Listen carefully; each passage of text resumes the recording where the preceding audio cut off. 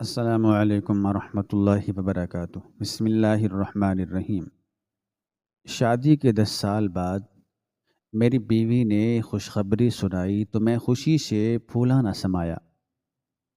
میں اس کے لیے پھل اور مہنگی دوائیاں لاتا اور وہ ناز نخرے اٹھاتی۔ ایک دن وہ اپنی پرانی رپورٹس میز پر بھول گئی۔ میں نے تجسس میں فائل کھولی تو اس میں ایک پرانی تاریخ کی سرجری کی رپورٹ تھی، جس کے مطابق میری بیوی کی بچہ دانی تو شادی سے پہلے ہی نکالی جا چکی تھی۔ میرا دماغ گھوم گیا جب میں نے غصے میں اس سے پوچھا کہ یہ بچہ کس کا ہے، تو اس نے اپنے پیٹ پر بندھا ہوا یہ شادی کے 10 سال بعد کا وہ قصہ ہے جو میری روح پر ایک ایسے زخم کی طرح نقش ہو چکا ہے جسے شاید وقت کا کوئی بھی مرہم نہیں بھر سکتا۔ میں فارس، جو اپنی زندگی کے سب سے حسین اور پھر سب سے بھیانک موڑ پر کھڑا تھا۔ ہماری شادی کو 1 دہائی بیت چکی تھی اور یہ 3650 دن میرے اور میری بیوی زویا کے لیے کسی تپتے ہوئے صحرا کے سفر سے کم نہ تھے۔ ہمارے گھر کے آنگن میں بچوں کی کلکاریاں نہیں تھیں اور یہ خاموشی اب دیواروں سے نکل کر ہمارے دلوں میں بس چکی تھی۔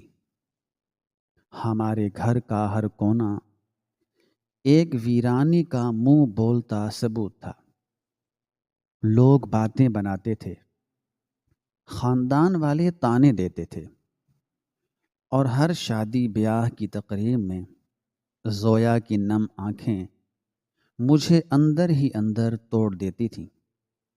مجھے یاد ہے وہ راتیں جب زویا تکیے میں منہ دے کر سسکیاں لیا کرتی تھی اور میں بے بسی سے اس کے سر پر ہاتھ پھیرنے کے سوا کچھ نہیں کر سکتا تھا۔ ہم نے ہر ڈاکٹر، ہر حکیم، ہر پیر فقیر اور ہر دوا کا سہارا لیا، مگر خدا کی طرف سے شاید ہماری جھولی خالی ہی لکھی تھی۔ میں نے ہار مان لی تھی اور فیصلہ کر لیا تھا کہ اب ہم ایک دوسرے کے سہارے ہی زندگی گزاریں گے، کیونکہ زویا میری محبت تھی، میری کائنات تھی، اور میں اولاد کی خاطر اسے دکھ نہیں دے سکتا تھا۔ میں نے اپنے والدین کے دباؤ کے باوجود دوسری شادی سے صاف انکار کر دیا تھا، کیونکہ زویا کے بغیر میری زندگی کا تصور محال تھا۔ مگر پھر وہ شام آئی جس نے میری دنیا کی کایا پلٹ دی۔ میں کام سے تھکا ہارا گھر لوٹا تو زویا کا چہرہ معمول سے ہٹ کر تمتمایا ہوا تھا۔ اس کی آنکھوں میں ایک ایسی چمک تھی جو میں نے رخصتی کے دن کے بعد آج دیکھی تھی۔ اس کے لبوں پر ایک ایسی مسکراہٹ تھی جو پچھلے 10 سالوں میں کہیں کھو گئی تھی۔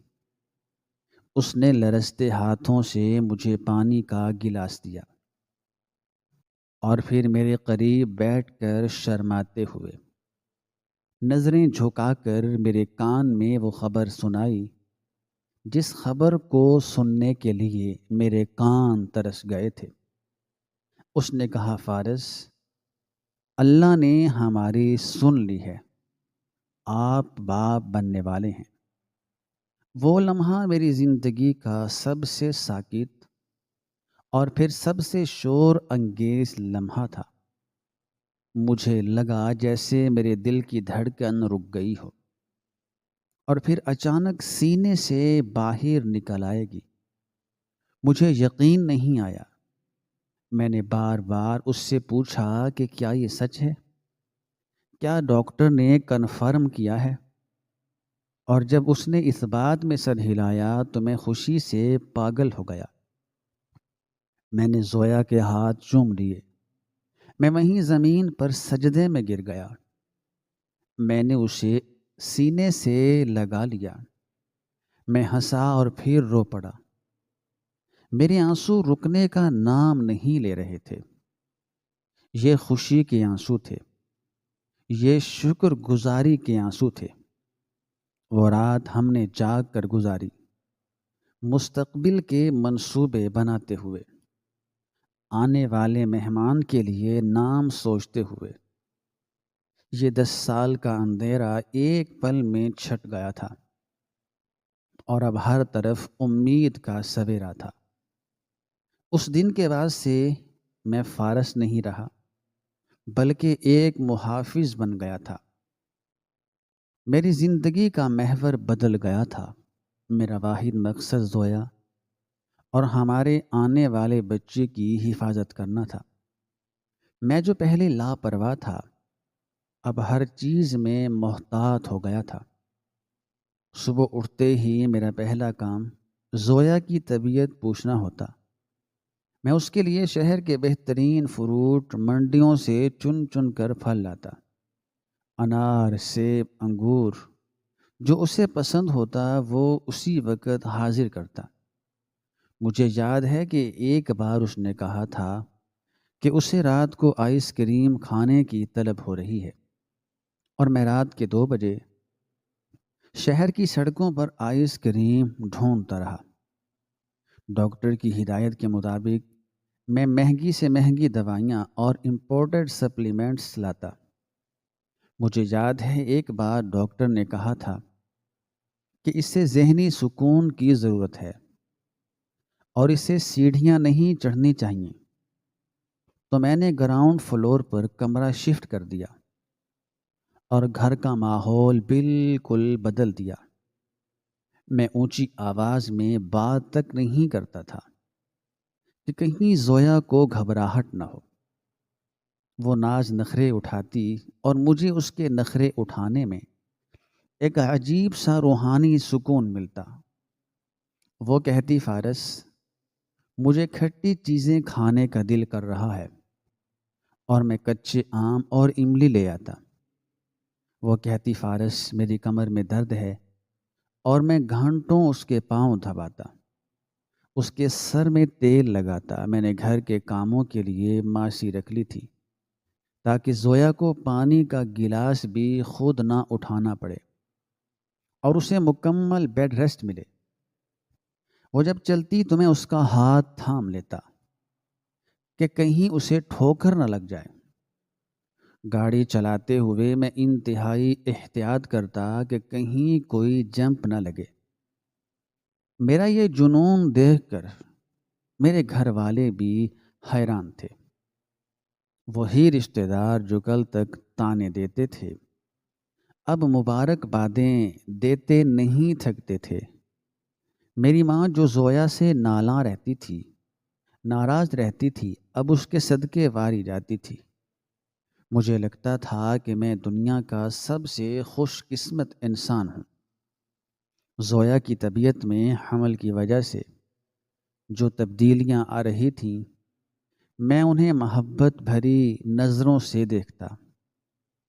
اس کا وزن بڑھ رہا تھا، اس کا پیٹ نمایاں ہو رہا تھا، اس کی چال میں وہ مخصوص بھاری پن آ گیا تھا جو امید سے خواتین میں ہوتا ہے۔ وہ اکثر آئینے کے سامنے کھڑی ہو کر اپنے پیٹ پر ہاتھ پھیرتی اور مسکراتی، اور میں دروازے کی اوٹ سے اسے دیکھ کر خدا کا شکر ادا کرتا۔ ہم نے بچے کے لیے خریداری شروع کر دی تھی۔ ایک چھوٹا سا کمرہ جو سٹور روم تھا، اسے میں نے خود اپنے ہاتھوں سے پینٹ کیا۔ نیلی اور گلابی دونوں تھیم رکھے، کیونکہ ہمیں نہیں معلوم تھا کہ بیٹا ہے یا بیٹی، اور ہم اسے سرپرائز رکھنا چاہتے تھے۔ میں بازار سے چھوٹے چھوٹے کپڑے، جوتے، فیڈرز اور کھلونے لاتا، اور ہم دونوں گھنٹوں ان چیزوں کو بیڈ پر پھیلا کر بیٹھے رہتے۔ زویا ان ننھے کپڑوں کو سینے سے لگاتی اور اس کی آنکھوں میں ممتا کا نور ہوتا۔ وہ اکثر کہتی، فارس اگر یہ خواب ٹوٹ گیا تو؟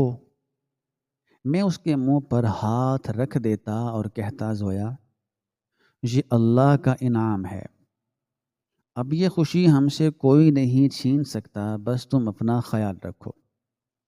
ڈاکٹر کے پاس جانے کا معاملہ ہمیشہ زویا اپنے ہاتھ میں رکھتی تھی۔ وہ کہتی تھی کہ وہ پرانی لیڈی ڈاکٹر کے ساتھ زیادہ کمفرٹیبل ہے اور وہاں مردوں کا جانا سختی سے منع ہے۔ میں اس کی ہر بات پر آنکھ بند کر کے یقین کرتا تھا، اس لیے میں اسے کلینک کے باہر ڈراپ کر دیتا اور وہ گھنٹوں بعد مسکراتی ہوئی نکلتی اور بتاتی کہ بچہ بالکل ٹھیک ہے، دل کی دھڑکن نارمل ہے، گروتھ اچھی ہو رہی ہے۔ کبھی کبھی وہ مجھے الٹرا ساؤنڈ کی دھندلی سی تصویریں دکھاتی جنہیں دیکھ کر میں جذباتی ہو جاتا۔ میں اس کی باتوں میں کھو جاتا، مجھے کبھی شک کرنے کی ضرورت ہی محسوس نہیں ہوئی، کیونکہ اس کا ابھرا ہوا پیٹ اور اس کی حالت سب کچھ عیاں کر رہی تھی۔ وقت تیزی سے گزر رہا تھا اور اب وہ وقت قریب آ رہا تھا جب ہمارے گھر میں نیا مہمان آنے والا تھا۔ 7واں مہینہ چل رہا تھا اور میں ہر وقت الرٹ رہتا تھا۔ میں نے دفتر سے چھٹیاں بھی پلان کر لی تھی تاکہ زویا کے پاس رہ سکوں۔ ایک دن دوپہر کے وقت میں دفتر سے جلدی گھر آ گیا کیونکہ مجھے زویا کے لیے ایک خاص آرام دہ کرسی لانی تھی جو میں نے اس کے آرام کے لیے اسپیشل آرڈر پر بنوائی تھی۔ میں گھر میں داخل ہوا تو زویا شاید نہانے گئی ہوئی تھی کیونکہ باتھ روم سے پانی گرنے کی آواز آ رہی تھی۔ کمرے میں خاموشی تھی۔ میں کرسی رکھنے کے لیے جگہ بنانے لگا۔ میرا موڈ بہت خوشگوار تھا اور میں گنگنا رہا تھا۔ جگہ بناتے ہوئے میری نظر کھانے کی میز پر پڑی جہاں پھلوں کی ٹوکری کے ساتھ ایک فائل پڑی تھی۔ یہ وہ فائل نہیں تھی جو عام طور پر ہم ڈاکٹر کے پاس لے جاتے تھے، جس کا رنگ نیلا تھا۔ یہ ایک بھورے رنگ کی قدرے پرانی اور گرد آلود فائل تھی۔ مجھے لگا شاید زویا نے پرانی میڈیکل ہسٹری یا رپورٹس نکالی ہیں تاکہ ڈاکٹر کو دکھا سکے۔ میں نے تجسس کے عالم میں اور ٹائم پاس کرنے کے لیے وہ فائل اٹھا لی۔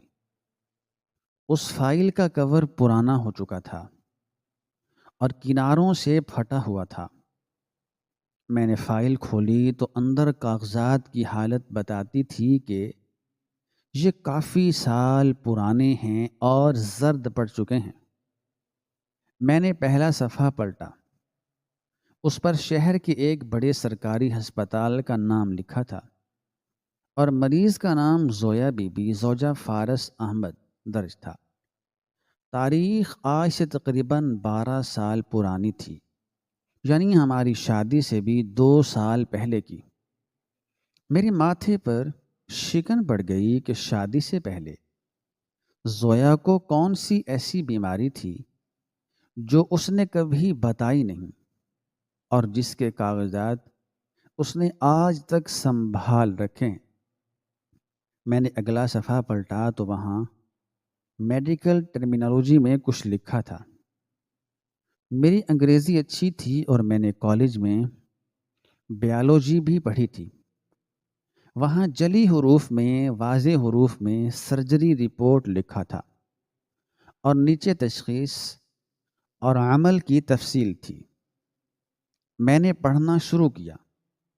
جیسے جیسے میں پڑھتا گیا میرے ہاتھوں سے جان نکلتی گئی۔ وہاں صاف لکھا تھا، میرا دماغ چکرانے لگا۔ میں نے آنکھیں مل کر دوبارہ پڑھا۔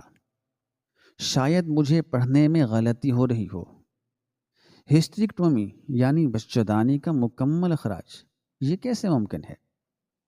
اگر 12 سال پہلے زویا کی بچہ دانی نکالی جا چکی ہے تو یہ پچھلے 7 مہینے سے کیا ہو رہا ہے؟ یہ بچہ کہاں ہے؟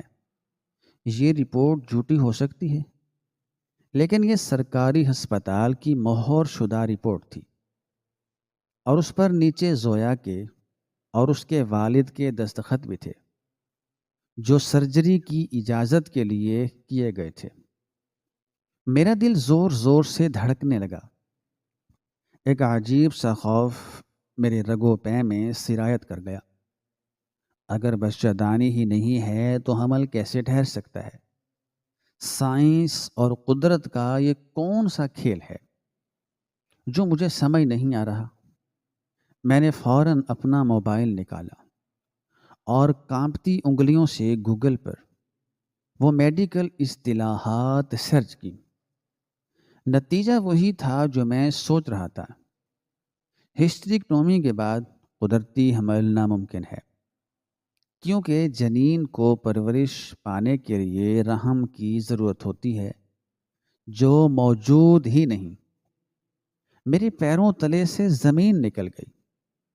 مجھے لگا چھت میرے سر پر آ گرے گی۔ تو پھر یہ سب کیا ہے؟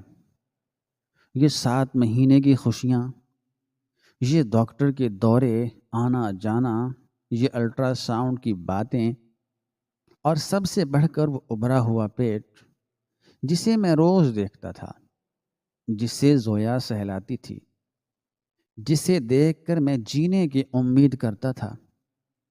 کیا وہ سب جھوٹ تھا؟ کیا میں کوئی خوفناک خواب دیکھ رہا ہوں؟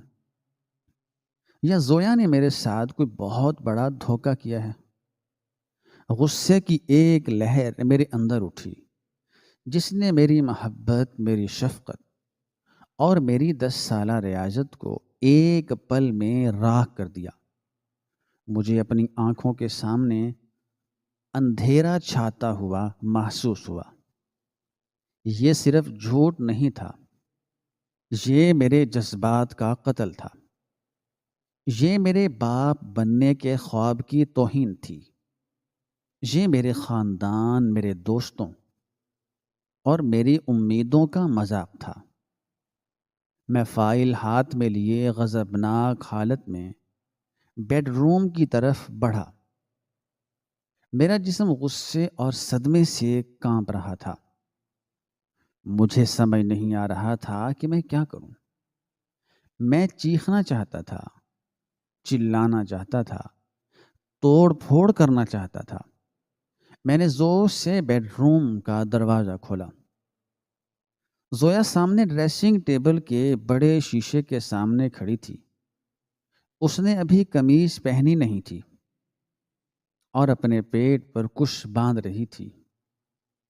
مجھے شیشے میں اس کا عکس نظر آیا، لیکن غصے میں مجھے کچھ سمجھ نہیں آیا۔ میری آہٹ سن کر وہ بری طرح گھبرا کر پلٹی اور جلدی سے اپنی قمیض درست کرنے لگی۔ اس کے چہرے کا رنگ فق ہو گیا تھا، اس کی آنکھوں میں چور تھا۔ شاید اس نے میرے ہاتھ میں وہ منحوس فائل دیکھ لی تھی۔ کمرے کی فضا میں ایک خوفناک تناؤ تھا۔ میں آہستہ آہستہ اس کی طرف بڑھا۔ میری آنکھوں میں آنسو اور لہجے میں آگ تھی۔ میں نے وہ فائل اس کے سامنے لہرائی اور کانپتی آواز میں دانت پیس کر پوچھا، زویا یہ کیا ہے؟ یہ رپورٹ کیا کہہ رہی ہے؟ وہ خاموش رہی، بس اس کی آنکھیں زمین میں گڑ گئیں اور وہ تھر تھر کانپنے لگی۔ اس کے ہونٹ ہل رہے تھے مگر آواز نہیں نکل رہی تھی۔ میں نے چلا کر کہا، بولو، جواب دو مجھے۔ اگر تمہاری بچہ جانی شادی سے پہلے ہی نکال دی گئی تھی تو پچھلے 7 مہینے سے تم نے یہ کیا تماشا لگایا ہوا ہے؟ میں پاگلوں کی طرح تمہاری خدمت کر رہا ہوں، خواب بن رہا ہوں، تمہارے پیر دبا رہا ہوں اور تم مجھے دھوکہ دے رہی تھی، تم نے مجھے اندھیرے میں رکھا۔ وہ پھوٹ پھوٹ کر رو پڑی اور میرے پیروں میں گرنے لگی۔ اس نے میرے گھٹنے پکڑ لیے اور کہنے لگی، فارس، میری بات سنیں، مجھے معاف کر دیں، میں مجبور تھی، لیکن میں نے پیچھے ہٹ کر اسے اپنے آپ سے خود سے دور کیا۔ مجھے اس کے لمس سے کراہیت محسوس ہو رہی تھی۔ میرا شک یقین میں بدل چکا تھا کہ یہ سب جھوٹ ہے، مگر ایک سوال اب بھی ہتھوڑے کی طرح میرے دماغ پر برس رہا تھا۔ میں نے اس کے پیٹ کی طرف اشارہ کیا، جو اب بھی قمیض کے نیچے ابھرا ہوا نظر آ رہا تھا، اور ایک ایسی بات پوچھی جس کے جواب کا مجھے ڈر بھی تھا اور تجسس بھی۔ میں نے اس کے کندھوں کو جھنجھوڑتے ہوئے دھاڑ کر پوچھا، اگر تم ماں نہیں بن سکتی تو پھر یہ پیٹ پر کیا ہے؟ یہ ابھار کیسا ہے؟ کس کا بچہ ہے یہ تمہارے پیٹ میں؟ یا پھر یہ بھی کوئی فریب ہے؟ سچ بتاؤ، ورنہ میں آج سب کچھ ختم کر دوں گا، میں تمہیں طلاق دے دوں گا۔ زویا کا رو رو کر برا حال تھا۔ وہ کچھ بول نہیں پا رہی تھی، بس نفی میں سر ہلا رہی تھی۔ میں نے اپنے غصے پر قابو پاتے ہوئے آخری وار کیا۔ میں نے آگے بڑھ کر اس کے پیٹ پر ہاتھ رکھا تو مجھے وہاں گوشت پوست کا لمس نہیں بلکہ کچھ عجیب سا محسوس ہوا، کچھ سخت اور کچھ نرم، جیسے کپڑوں کا ڈھیر ہو۔ میرا ماتھا ٹھنکا۔ میں نے غصے میں اس کی قمیض کھینچی اور اس سے پوچھا، بتاؤ مجھے، یہ بچہ کس کا ہے؟ کیا چھپا رکھا ہے تم نے؟ تو اس نے ڈرتے ڈرتے کانپتے ہاتھوں سے اپنے پیٹ پر بندھا ہوا کپڑا کھولنے کے لیے ہاتھ بڑھایا۔ کمرے میں موت جیسی خاموشی تھی، بس ہماری سانسوں کی آواز تھی اور گھڑی کی ٹک ٹک۔ میرا دل حلق میں آ چکا تھا، راز میرے سامنے آنے والا تھا۔ میری آنکھیں پھٹی کی پھٹی رہ گئیں۔ میرے اوسان خطا ہونے والے تھے، کیونکہ جو منظر اب میرے سامنے آنے والا تھا اس کے لیے میرا دماغ تیار نہیں تھا۔ زویا نے کانپتے ہاتھوں سے اس آخری گرہ کو کھولا اور وہ کپڑا ہٹا جو پچھلے 7 ماہ سے میرے لیے امید کا مرکز اور میری زندگی کا حاصل تھا۔ تو وہاں سے کوئی گوشت پوست کا انسان، کوئی دھڑکتا ہوا دل یا کوئی معصوم وجود برآمد نہیں ہوا، بلکہ کپڑوں کی تہوں میں لپٹا ہوا ایک سخت فوم کا ٹکڑا اور روئی کا بھاری گٹھڑ زمین پر آ گرا۔ وہ بے جان چیز جس نے میرے 7 مہینوں کے جذبات، میری راتوں کی نیندیں، میری دعاؤں اور میری انتھک محنت کو اپنے اندر جذب کر رکھا تھا، اب میرے قدموں میں پڑی میرا منہ چڑا رہی تھی۔ کمرے میں ایک خوفناک سناٹا چھا گیا تھا، ایسا سناٹا جو طوفان سے پہلے نہیں بلکہ تباہی کے بعد آتا ہے۔ میرا دماغ معاف ہو چکا تھا اور آنکھیں اس منظر کو قبول کرنے سے قاصر تھیں۔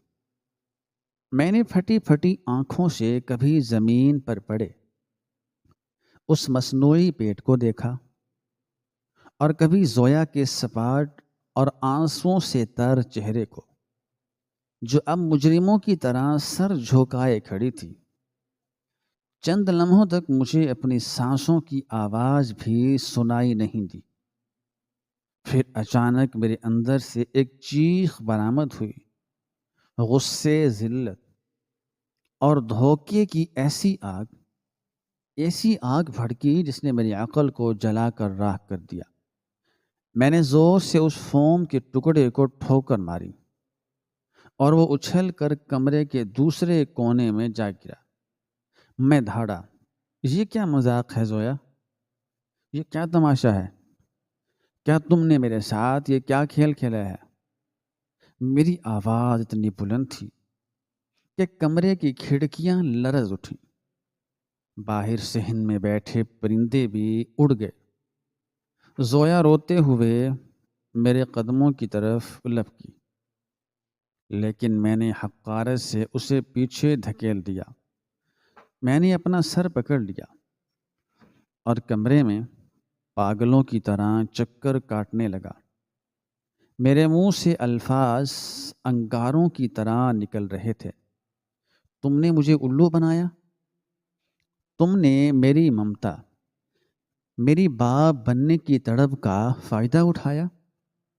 میں جو تمہارے لیے راتوں کو جاگتا رہا، میں جو تمہارے پیر دباتا رہا، میں جو تمہارے لیے مہنگے پھل لاتا رہا، وہ سب اس روئی کے ڈھیر کے لیے تھا۔ تم نے مجھے خاندان میں، دوستوں میں، محلے میں تماشا بنا دیا ہے۔ کل جب یہ راز کھلے گا تو میں کس کو کیا منہ دکھاؤں گا؟ لوگ مجھ پر ہنسیں گے کہ فارس ایک بے جان گڑیا کا باپ بننے کے خواب دیکھ رہا تھا۔ تم نے میرے مردانہ وقار کو مٹی میں ملایا۔ زویا فرش پر بیٹھی زاروں قطار رو رہی تھی۔ اس کی ہچکیاں بند گئی تھیں۔ وہ ہاتھ جوڑ کر بس اتنا کہہ رہی تھی، فارس مجھے معاف کر دیں، میری بات سنیں، میں مجبور تھی، خدا کے واسطے میری پوری بات سن لیں۔ لیکن میں سننے کے حق میں نہیں تھا، سننے کا روادار نہیں تھا۔ میرا دل کر رہا تھا کہ میں اپنا سر دیوار سے ٹکرا دوں یا اس گھر کو آگ لگا دوں۔ مجھے اپنی ہر اس مسکراہٹ پر گھن آ رہی تھی جو میں نے پچھلے 7 مہینوں میں اس کے پیٹ کو دیکھ کر بکھیری تھی۔ مجھے اپنی ان دعاؤں پر شرمندگی ہو رہی تھی جو میں نے مسجدوں میں مانگی تھی۔ میں نے اس کے قریب جا کر اس کے کندھے پکڑے اور اسے جھنجھوڑتے ہوئے کہا، کیسی مجبوری؟ کون سی مجبوری؟ کیا میں نے تمہیں کبھی طلاق کی دھمکی دی تھی؟ کہا تھا کبھی کہ میں تمہیں طلاق دوں؟ کیا میں نے کبھی دوسری شادی کا کہا تھا؟ میں نے تو تمہاری بانجھ پن کی رپورٹ دیکھ کر بھی تمہیں کچھ نہیں کہا تھا۔ میں نے تو اپنی اولاد کی حسرت، اولاد کی امید تمہارے لیے قربان کر دی، تمہاری محبت کے لیے، اور بدلے میں تم نے مجھے یہ صلہ دیا۔ تم نفسیاتی مریض بن چکی ہو زویا۔ یہ نارمل انسان کا کام نہیں ہے کہ وہ اپنے پیٹ پر گٹھڑ باندھ کر ممتا کا ناٹک کرے۔ تم نے صرف جھوٹ نہیں بولا، تم نے میرے جذبات کا قتل کیا ہے، تم نے میرے بھروسے کا گلا گھونٹا ہے۔ زویا نے ہمت جمع کی اور اپنی لرزتی ہوئی آواز میں بولنا شروع کیا۔ اس کے چہرے پر ایک عجیب سی ویرانی تھی۔ اس نے کہا، ہاں فارس، میں نفسیاتی مریض بن گئی تھی، لیکن مجھے اس حال تک کس نے پہنچایا؟ آپ نے نہیں، لیکن اس سماج نے، آپ کی ماں کے تانوں نے، میری بہنوں کی ترس بھری نظروں نے، اور اس گھر کی خاموشی نے۔ آپ جانتے ہیں، جب میں کسی شادی میں جاتی تھی تو عورتیں مجھے دیکھ کر اپنی گود میں بیٹھے بچوں کو کیسے چھپا لیتی تھی، جیسے میری نظر کھا جائے گی انہیں۔ آپ جانتے ہیں کہ مجھے منحوس کہا جاتا تھا۔ لوگ کہتے تھے اس کا سایہ بھاری ہے۔ میں یہ سب برداشت کر لیتی فارس، لیکن میں وہ ڈر برداشت نہیں کر سکتی تھی جو ہر وقت میرے دل میں بیٹھا رہتا تھا۔ ایک نہ ایک دن آپ بھی تھک جائیں گے، آپ کے گھر والے آپ کو مجبور کر دیں گے اور آپ دوسری شادی کر لیں گے۔ وہ ہسٹری کی رپورٹ سچ تھی۔ میں جانتی تھی کہ میں کبھی ماں نہیں بن سکتی تھی، لیکن میں آپ کو کھونا نہیں چاہتی تھی، آپ کو میں گنوانا نہیں چاہتی تھی۔ میں نے غصے سے اس کی بات کاٹی اور کہا، تو اس کے لیے یہ ڈرامہ کرنے کی کیا ضرورت تھی؟ کیا یہ جھوٹ بول کر تم مجھے ہمیشہ کے لیے اپنے پاس رکھ سکتی تھی؟ 9 مہینے بعد کیا ہوتا؟ سال بعد کیا ہوتا؟ جب بچے کی پیدائش کا وقت آتا تو تم کیا باتیں کرتی؟ کیا ہوا سے بچہ پیدا کرتی؟ تم نے انجام کا نہیں سوچا؟ تم نے یہ نہیں سوچا کہ جب 9 مہینے پورے ہوں گے اور گود خالی رہے گی تو میں کیا کروں گا؟ تب تو میں تمہیں گھر سے نکال دیتا، تب تو دنیا تم پر تھوکتی۔ زویا نے اپنے آنسو پونچھے اور ایک عجیب سے عزم کے ساتھ میری آنکھوں میں دیکھا۔ اب اس کے لہجے میں معافی کی بجائے ایک مقصد کی گونج تھی، ایک ایسی مضبوطی تھی جو میں نے پہلے کبھی اس میں نہیں دیکھی تھی۔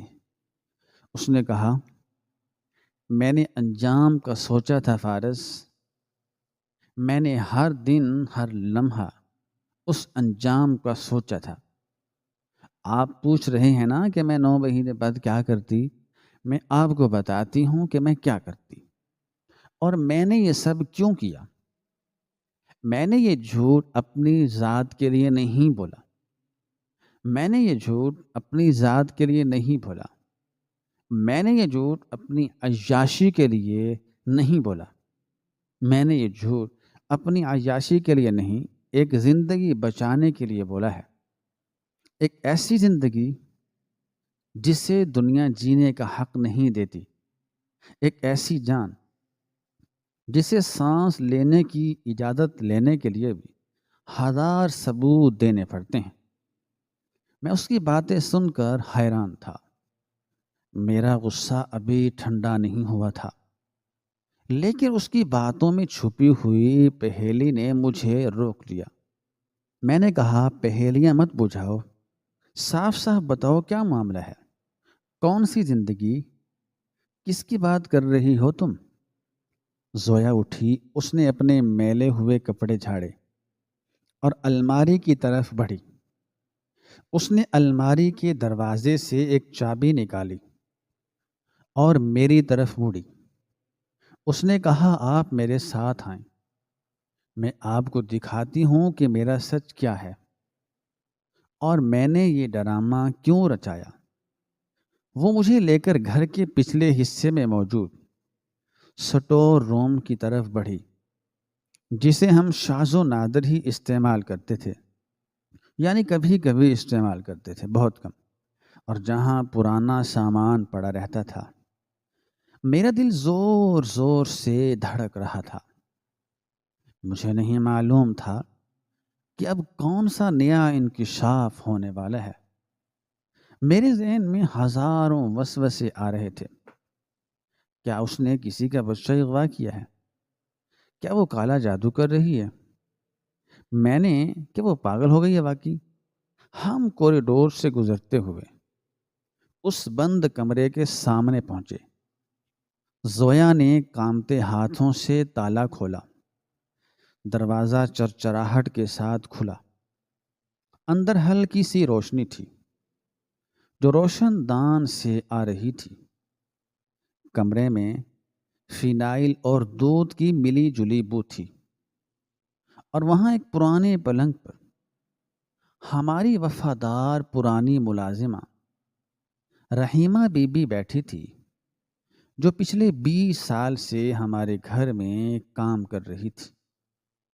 رحیمہ بی بی مجھے دیکھ کر ہڑبڑا کر کھڑی ہو گئی اور اس کی گود میں کچھ تھا جسے اس نے چادر میں لپیٹ رکھا تھا۔ زویا آگے بڑھی اور اس نے رحیمہ بی بی کی گود سے وہ ننھا سا وجود اٹھایا اور میری طرف مڑی۔ میری آنکھیں کھلی کی کھلی رہ گئیں، میرے قدم وہیں جم گئے۔ وہ ایک چند دن کا نومولود بچہ تھا، کمزور چھوٹا سا لیکن زندہ جاگتا انسان، جو زویا کی باہوں میں سکون سے سو رہا تھا۔ زویا اس بچے کو سینے سے لگائے میرے قریب آئی۔ اس وقت اس کے چہرے پر ممتا کا ایسا نور تھا کہ مجھے کوئی وہ ولیہ لگی۔ وہ بولی، یہ ہے میرا سچ فارس، یہ ہے وہ بچہ جس کے لیے میں نے اپنے پیٹ پر 7 مہینے روئی کا بوجھ باندھا، جس کے لیے میں نے جھوٹی ادویات کھائیں، جس کے لیے میں نے آپ سے، اپنی ساس سے اور پوری دنیا سے ایک جھوٹ بولا۔ یہ پلاسٹک کی گڑیا نہیں ہے، یہ گوشت پوست کا انسان ہے۔ میں حیرت اور صدمے کی ملی جلی کیفیت میں اس بچے کو دیکھ رہا تھا جو بے خبر سو رہا تھا۔ اس کے چھوٹے چھوٹے ہاتھ مٹھیوں کی شکل میں بند تھے۔ میں نے لڑکھڑاتی زبان میں پوچھا، یہ بچہ کس کا ہے اور یہاں کیسے آیا؟ تم نے اسے کہاں سے لیا؟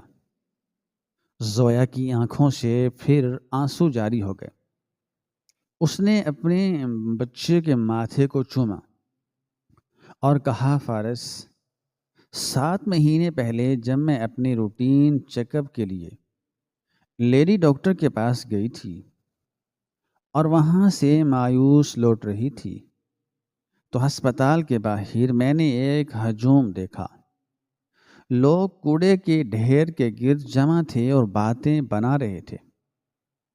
میں تجسس میں آگے بڑھی تو دیکھا وہاں کچرے اور غلاظت کے ڈھیر پر، جہاں آوارہ کتے منڈلا رہے تھے، کسی ظالم ماں نے، کسی بے رحم ماں نے اس معصوم کو پھینک دیا تھا۔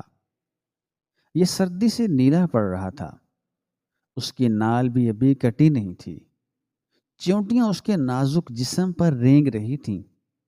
وہ بھوک اور تکلیف سے بلک رہا تھا، لیکن اس کی آواز اتنی کمزور تھی کہ لوگوں کے شور میں دب رہی تھی۔ لوگ کھڑے تماشا دیکھ رہے تھے۔ کوئی کہہ رہا تھا کہ یہ گناہ کی نشانی ہے، کوئی کہہ رہا تھا اسے پولیس کے حوالے کرو، کوئی کہہ رہا تھا مرنے دو، حرام کی اولاد ہے۔ میرا دل پھٹ گیا، فارس۔ میں نے سوچا، جس اولاد کے لیے میں 10 سال سے تڑپ رہی ہوں، جس کے لیے میں نے ہزاروں منتیں مانگی ہیں، اسے لوگ کوڑے میں پھینک دیتے ہیں۔ مجھ سے رہا نہیں گیا، میں نے اسے اٹھا لیا۔ میں نے اس گندگی کی پرواہ نہیں کی، میں اسے اپنی چادر میں لپیٹ کر گھر لے آئی۔ میں نے اسے صاف کیا، اسے دودھ پلایا۔ میں نے اسی وقت فیصلہ کر لیا تھا کہ میں اس بچے کو پالوں گی، میں اس بچے کو مرنے نہیں دوں گی۔ لیکن پھر مجھے حقیقت کا خیال آیا، مجھے آپ کا، آپ کے خاندان کا اور اس ظالم سماج کا خیال آیا۔ اگر میں اسے سیدھے طریقے سے گود لیتی اور سب کو بتا دیتی کہ یہ لاوارث بچہ ہے، تو کیا یہ معاشرہ قبول کرتا؟ کیا آپ کی ماں اسے اپنا پوتا مانتی؟ کیا ہمارے رشتہ دار اسے اپنے بچوں کے ساتھ کھیلنے دیتے؟ نہیں فارس، یہ دنیا بہت ظالم ہے۔ یہ اسے ساری زندگی لے پالک، لاوارث، حرامی یا گٹر کا بچہ کہہ کر پکارتی۔ اسے سکول میں، محلے میں، ہر جگہ تانے ملتے۔ اس بچے کا کیا قصور تھا کہ اس کے ماں باپ نے یہ گناہ کیا؟ یہ تو معصوم تھا، یہ تو فرشتے جیسا پاک تھا۔ زویا نے سانس لینے کے لیے وقفہ کیا۔ اس کی آواز میں درد اور جنون دونوں تھے۔ وہ پھر بولی، میں نہیں چاہتی تھی کہ یہ بچہ ساری زندگی سر جھکا کر جیے۔ میں نہیں چاہتی تھی کہ کوئی اس کے حسب نسب پر انگلی اٹھائے۔ میں اسے خیرات میں ملی ہوئی زندگی نہیں بلکہ حق والی زندگی دینا چاہتی تھی۔ میں اسے عزت دینا چاہتی تھی، اس لیے میں نے یہ خطرناک منصوبہ بنایا۔ میں نے رحیمہ بی بی کو ساتھ ملایا، اسے قسم دی، اور ہم نے اس بچے کو اس اسٹور روم میں چھپا کر پالا، اور میں نے باہر حمل کا ناٹک شروع کیا۔ میں نے اپنے پیٹ پر وزن باندھا تاکہ دنیا کو یقین دلا سکوں کہ میں امید سے ہوں۔ میرا مقصد صرف یہ تھا کہ جب بچے کی پیدائش کا وقت آئے تو میں اس بچے کو دنیا کے سامنے لاؤں اور کہوں کہ یہ فارس کا بیٹا ہے، تاکہ اسے وہ عزت و نام اور رتبہ ملے جو ایک سگی اولاد کو ملتا ہے، تاکہ کل کو یہ سر اٹھا کر کہہ سکے کہ میں فارس احمد کا بیٹا ہوں۔ میں نے گناہ کیا ہے تو صرف جھوٹ بولنے کا، لیکن میں نے ایک یتیم کو باپ کا سایہ دینے کی کوشش کی ہے۔ زویا کی بات سن کر میرے پیروں تلے سے زمین نکل گئی۔ میں پتھر کا مجسمہ بنا کھڑا تھا۔ میرے ذہن میں پچھلے 7 ماہ کی فلم چلنے لگی۔ وہ زویا کا بھاری پیٹ، وہ اس کے نخرے، وہ اس کی احتیاط، وہ سب کچھ اپنی ذات کے لیے نہیں تھا، وہ سب کچھ اس ننھے سے وجود کے مستقبل کے لیے تھا۔ میرا غصہ جھاگ کی طرح بیٹھ گیا تھا، اور اس کی جگہ ایک عجیب سے احساس نے لے لی تھی، شرمندگی، حیرت اور زویا کی عظمت کا احساس۔ میں سوچ رہا تھا کہ میں کتنا چھوٹا انسان ہوں جو صرف اپنے خون اور اپنے نام کی بقا کے لیے سوچ رہا تھا، اور یہ عورت کتنی عظیم ہے جس نے ایک انجان بچے کی عزت کے لیے اپنی عزت داؤ پر لگا دی۔ میں نے اس ننھے سے وجود کو دیکھا جو اب جاگ چکا تھا اور اپنی چھوٹی چھوٹی کالی آنکھیں کھول کر مجھے دیکھ رہا تھا۔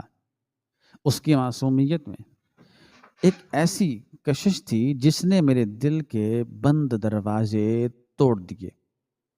اس کی آنکھوں میں ایک سوال تھا، شاید وہ پوچھ رہا تھا کہ کیا تم مجھے قبول کرو گے؟ زویا روتے ہوئے کہہ رہی تھی، فارس، میں جانتی ہوں میں نے قانون اور سماج کی نظر میں غلط کیا ہے۔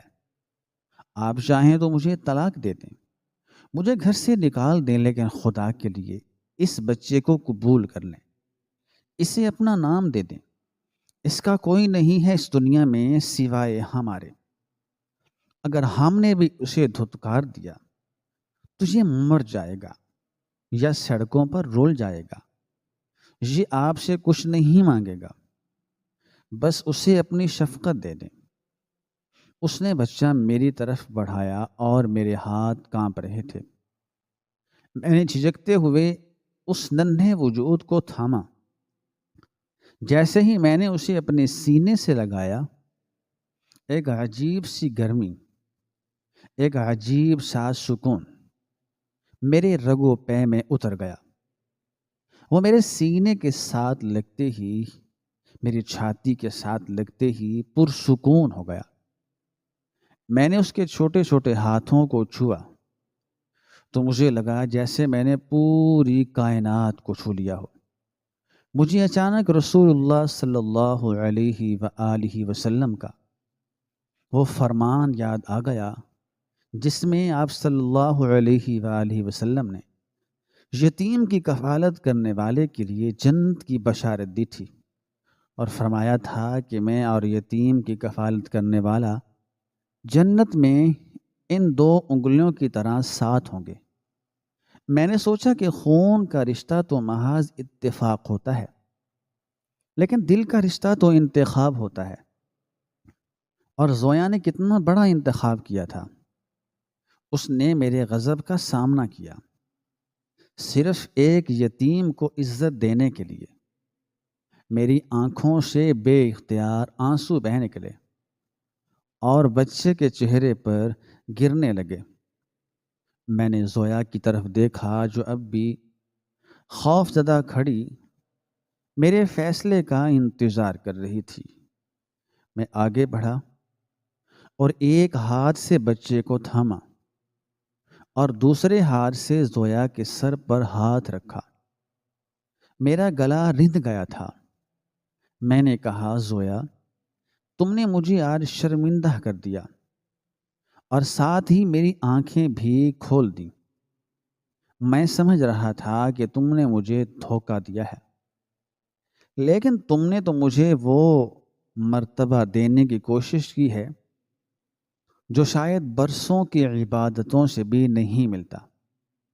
تم نے ایک یتیم کو صرف چھت نہیں دی بلکہ اسے باپ کا نام دینے کے لیے ایک جنگ لڑی ہے۔ تم نے ثابت کر دیا کہ ممتا خون کی محتاج نہیں ہوتی۔ مجھ سے بڑا بے وقوف اور ظالم کون ہوگا جو ایسی عورت کو طلاق دینے کا سوچے۔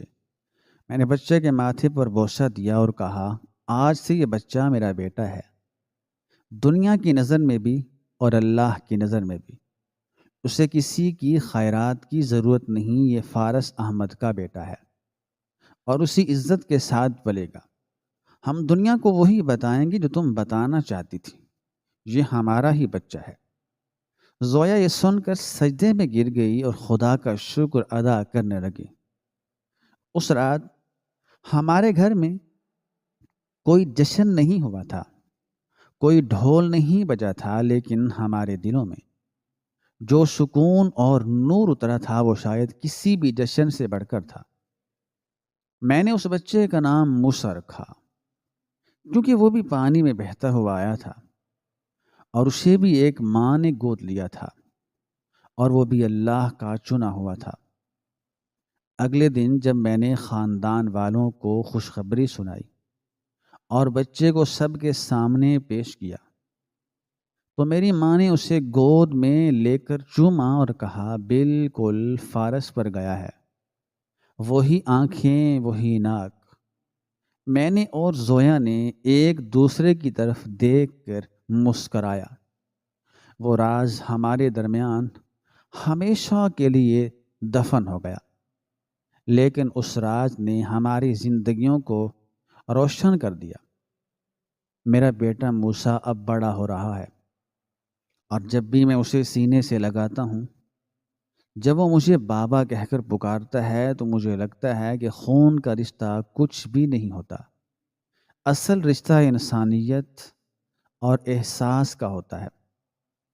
اگر زویا وہ قدم نہ اٹھاتی تو شاید موسیٰ آج کوڑے کے ڈھیر پر ختم ہو چکا ہوتا اور میں اپنی انا کے خول میں بند تنہائی کا شکار ہوتا۔ زویا نے مجھے سکھا دیا تھا کہ ماں باپ بننے کے لیے بچہ دانی یا خون کی ضرورت نہیں ہوتی، بلکہ ایک بڑے دل اور خوف خدا کی ضرورت ہوتی ہے۔ اور یہی وہ سبق ہے جو میں ساری زندگی یاد رکھوں گا کہ عزت چھینی نہیں جاتی، عزت دی جاتی ہے۔